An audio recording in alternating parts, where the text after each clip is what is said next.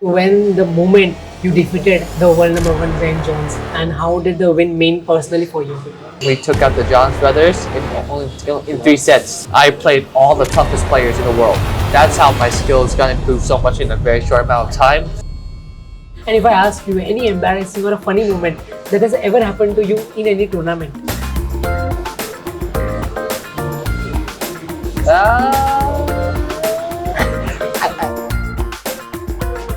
I'm really good at copying other dishes.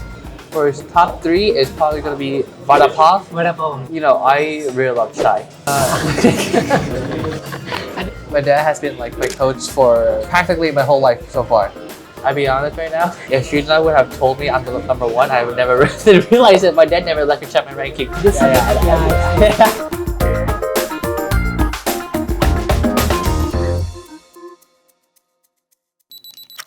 Hi all, my name is Rohan Yadav and you are watching Sports Tonight. With me today in this series of interview, we have a special guest and he is no short of sensation. From the streets of Vietnam to taking up the global stage in the world of pickleball, he has risen up, he has beaten the top ranked players and climbed the charts of pickleball, and today he is proudly standing as the number one player in the entire Asia.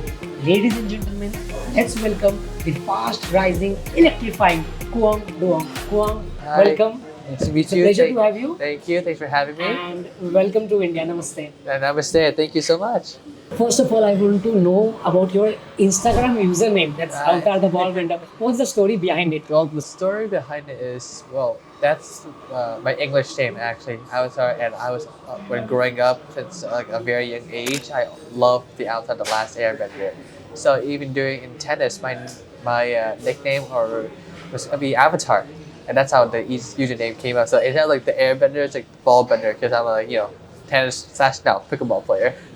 So initially, when you started playing sports, there were many racket sports before pickleball. So I want to know about your initial days of sports. Yeah, I mean, I've almost played a lot of racket sport actually. Well, my main was always tennis, but I did play ping pong and badminton as well, and some padel as well. So that's why when I switched to pickleball, holding like a smaller racket, it was like very natural to me. So who was the person who introduced you from the tennis to the pickleball? What's the switch behind? The switch behind it is, it started off as an injury actually, my wrist injury, yes. So, and then even if I would hold like my tennis racket for like more than 30 minutes, it would start to hurt. So we'd look around, this and that. The padel is still a little bit too heavy because the racket's a bit heavier with like the tennis, even with the deflated tennis balls. It still put a lot of stress on my wrists. So that's how we found about pickleball. Because I was reading an article, it was your ITF rankings. In your initial time, you had a good ranking, and there was a chance I have heard that you could have played Wimbledon juniors, but due to the wrist injury. So, what was going through your mind at that time? I mean, it was definitely a little bit difficult, but then pickleball just exploded. And a company really gave me a good deal for pickleball, and it's like, you know what, it's time to put my tennis racket down, because my dad did say if I made a certain amount in pickleball, my dad will let me quit tennis, and which I did. So, I want to know about your coaching and training for pickleball. Who's your coach right now? Your dad is with you in Yes. this journey. I want to know about that. Yeah, I mean, my dad has been like my coach for practically my whole life so far. He was my tennis coach, my pickleball coach, fitness, physio, mental, so almost everything. And of course, a lot of people, it's a little bit difficult to train with the person like your dad, example. But for me, it's just very natural, very professional. On court, we're player and coach. Off court, we're father and son. So I got used to it. Of course, back then, like when I was a kid, I didn't really listen sometimes, and I kind of paid the price for it by losing matches I should have lost. But now I'm just used to it. And basically, when you mention your dad, so like, what's the relation on the court and off the court? Like, off the court, is he strict? And I've also heard that he was a sports player as well. Yes, he was he was a very good ping pong player in Vietnam, and then he's also like a professional Vietnamese tennis player as well. He played for UPenn State. So basically, when you have a pro player at your home, that too as your dad. Because I do interviews, I do this anchoring and all, Yes. and my dad is a professional anchor. Oh, nice. So then it's like the same story with you. Then he's like, he will correct me in everything. So Yes. it's like a more responsibility on your shoulders. So is it same for you related? It's actually kind of the same. I mean, on the court, he's extremely strict because he's like every Asian parent you would think, extremely strict. But off the court, he is still strict, but in like the right places, like uh, a lot of things. I'm not gonna get into it, but he is honestly off the court. He's like very chill. So I want to know about the differences and the benefits that you got from tennis because you had a background of tennis. So how that helped you in the pickleball journey? I think the tennis really helped me with my physical and my stamina wise. Of course, tennis is of course much bigger. The match is much longer as well compared to pickleball, and I feel like every time I switch tennis to pickleball, the racket is like much lighter. So how are you feeling right now? You are the #1 player in Asia. The position that you have been here, and in a very short time, you have made a bold impact. So what's the emotions right now going on? I'll be honest right now. I'm like, if you would have told me I'm the #1, I would never really realize it. My dad never let me check my ranking. So Because I have heard that your dad gives you a grade after every tournament. Is it true? Yes. Despite the outcome, what it is. so my dad never prioritized winning or losing. Like let's say I could win the whole tournament, he could give me an F or a B because I didn't play well, I didn't perform well, my mental was not right, my attitude was not right, or some tournament I could lose like first round in all categories, and he still would give me an A because you know what, the other guy was too good, but you did your part. So my dad really never prioritized winning. Of course, everybody wants to win, but my dad always told me to focus on performing, and then the winning comes later. I want to ask you when the moment you defeated the world #1 Ben Jones, what was the moment for you and how did the win mean personally for you? The win means, yeah, it felt pretty good for like 5 minutes, and then my dad told me, "Good job, and now block everything out. Reset for your next match." Because after that, I got a quarterfinal match. So he says, "That's a good job, and now just reset. Basically, just reset the whole thing." Basically, this year in a tournament, in a doubles match, you against the Jones brother, there was a little bit of heat moment where Ben shot a fire at your head, Oh, yeah. and then in the later post-match presentation, he mentioned that it was his response to your aggressive play style. So, how do you look upon this? I mean, to be honest, if you look at the match back before the shot, he full blasted at me. I didn't really think that I hit the ball that hard. It was all under the waist. Personally, I don't take personal. That my dad told me no matter what, if you hit a pickleball, that means your hand is like not fast enough. So I never really take personal. That's is probably his problem, not mine. I really didn't think much of it. Honestly, I just let it go pretty quickly. How has been your experience in India so far? It's really lovely, actually. It's my second time here in Mumbai. I really enjoyed the first time, and it's just like the food, the culture, the people, and I just want to say this like right now. I love food. I'm a foodie, and I watch a lot of TikToks and YouTube, and a lot of people like post like about this India, blah blah blah. Just whoever's watching this or wants to come, don't believe what you see online. It's very nice, very friendly, very clean here. So it's been a great time so far. Yeah, it's a beautiful country indeed. And what's your favorite food that you have liked in India? Ooh, okay. I have a lot. For I really love chai. I love Chai. yes, and the chai here I get different from the US a bit, even at Indian restaurant. And for some reason, at Indian restaurants sometimes over there they make the chai too sweet. I like my chai like no sweet, and then if I want just a little bit of sugar, I would add the sugar in because I like to taste the spice in the chai. For top three is probably gonna be vada pav, Vada pav, lovely. korma, Kurma. either chicken, shrimp, or fish, depending. And the last one is probably either. Ooh, actually, you know what? I recently had a really good penny puri. So I want to say penny puri or vegetable Pani puri, pakora. yeah. So really, I'm telling you, this clip is gonna be viral. The Indian fans are gonna love it because the love of the chai and the sports, it's fantastic. Kong, I want to know from you that in Asia now a lot of people look you as an inspiration. Who has been your inspiration till now, and who do you look upon? he will always be my inspiration and idol is Novak Djokovic. Yeah, I always idolize it to his like mentality, to his way of playing, his backhand forehand, and still now he's probably the one I look up to the most. Even at the age, if you see him playing, like he doesn't give up. That's a fighting spirit. Yeah, never gives up. So, what's the mental training, or if you are in a situation where the situation is tight, it's tense, so how do you back yourself up?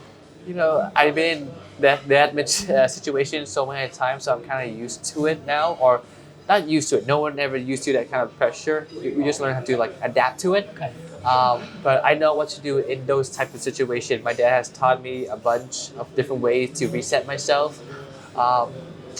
Unfortunately, I cannot really say it right now. It is a lot, but each of us has our own routine. Like I have my own routine. Each player has their own routine of resetting themselves during those type of situations. Your favorite personal memory on the court or off the court? Any? My personal favorite memory on court is probably the first time I got my first gold medal. It was, here, I got like medal back to back because it was at the Bristol Open, right? Yeah. I beat me and Christian. We took out the Johns brothers in 3 sets, which barely happened to the Johns brothers. So after that gold, we fly. We were almost late to our flight from here to India, Mumbai, and then once we got here, me and Jay and fortunately, me and Jay we did well. We won the tournament and my singles as well. And if I ask you any embarrassing or a funny moment that has ever happened to you in any tournament? Funny or embarrassed moment?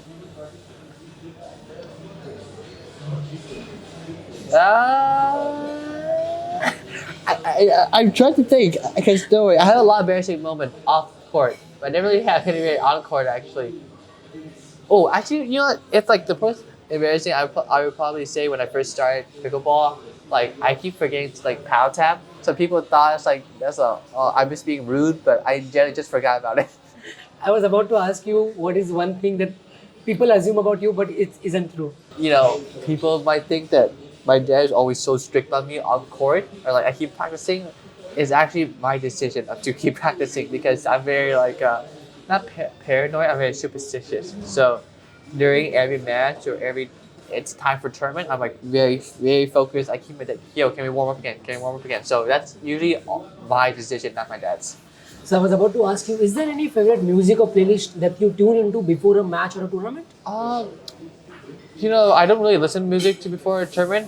Me and my dad, we just have kind of a talk for each match or what to do. I do love to listen to music. What music do I like? I like K-pop. I really like K-pop. Yeah, K-pop music, and maybe watch some movies or shows at the end of the night. Yeah. So I wanted to ask you, when you are not training, so what are the guilty pleasures or hobbies that you do? I love to swim. Swimming, doing different sport or running on the beach. But probably my favorite hobby to do is cooking. Cooking? Yes. If it was not for pickleball, my dad would have always sent me to culinary school. You love cooking. Yeah, so what do you usually cook? I can cook anything actually. I'm really good at copying other dishes. So I made my own masala seasoning, powder, and I made chicken tikka masala, butter chicken, and I tried to make tandoori chicken, or like naan because you need the oven and stuff. So technically my tandoori chicken was more like grilled chicken tandoori rather than the traditional, but it tastes pretty good still. So what are the other sports that you like to watch other than pickleball? I like watching UFC honestly. UFC, F1. I'm really into F1, and maybe now I'm starting to get into either baseball and basketball. Oh, that's amazing. And one thing I want to ask you, if you want to give a message to the non-pickleball players who have still not taken up the sport, yes, how will you convince them to take up this beautiful sport? You just go out and try. A lot of people always says, even myself included, I said, I would never touch it. It looks boring. It looks not fun at all until I hold the racket and play. So I would say be open-minded. Like always, is the best thing to be. Just always be open-minded and just try everything or anything if possible. So just give it a try. If you like it, that's wonderful. Love it. Okay. If you don't like it, then thank you. At least you try it. at least you try it. Kwang, you have made a bold impact in a very short time. So what are your future plans or the goals that you're looking right now? The goal is always to keep expanding pickleball through all out Asia. I mean, compared to last year, especially I would say last year for the Mumbai Open, and this year, last year was good. It was good players, good venue, good hospitality. Now it's like even 10 times. It's so much better. And with yesterday we saw not the pros, but the amateurs level of play here in India has also improved a lot as well. Same thing as Vietnam, Malaysia, all around Asia. So that's a really good thing. And hopefully, well, my goal at least in the future is if there's more official, like well-built, well-run tournaments in Asia, I would definitely go play those. So Kwang, I want to know about you as you mentioned about the expansion of pickleball in Asia. Currently, right now in India, we are seeing a lot of more courts. There are additional of courts, additional of players, and then you have international leagues. So what is your look on the competitive environment of pickleball right now in India? Right now in India, it's very similar to Vietnam. It's like a bias plate in Vietnam. Like someone did like a chart. Vietnam has like the most courts built. For the players, I think it was India for number one. Number two was Vietnam, then Malaysia. And the only difference right now, I think, because specifically for India at least, everybody has great hands. Maybe some come from ping pong, some from badminton, some from tennis. Everybody has exceptionally even in tennis. We all know the Indian has like one of the best hands during sports, and it's just that they don't know how to play pickleball yet. It's not that they're bad. It's just that they had not have enough experience, going out the world, playing different players. I was very fortunate, I started out the PPA, so Yeah. I played all the toughest players in the world. That's how my skills got improved so much in a very short amount of time. So I would say that they just need more experience. Maybe go to different country, US, just playing different players to get the what your weakness is. Okay. Before I end the interview, I think Yes. there should be a question upon your brother. So how's the relation on the court and off the court with your brother? It's good. We're extremely competitive. We always like to bet on court. Maybe who do the dishes for 3 days straight, who take out the trash for 3 days straight. So we always back and forth. But when the time comes, it's like to work together. If me and my brother were to play in a tournament, we worked pretty well. And he's actually starting to get pretty serious in pickleball. He is ambidextrous, so he can play both right hand and left hand. So, but yeah, in the near future, maybe this year, maybe next year, you will start to see him more on the tour. That's impressive. So Kwang, one last question. Yes. What will be the message, the motivation key to our fans who are watching you right now on Sports Tonight? Never give up. Always listen to our dad slash coach. And yeah, I think those are always the two most important things. Just always listen to your coach and never give up. It's great, Quang. Thank you. It was a pleasure having you in India on Sports Tonight. Thank you and so I much. hope to have an interview with you on the court someday. But it was a pleasure. All the best for your future. Thank you so much. Quang, Appreciate thank you it. so much.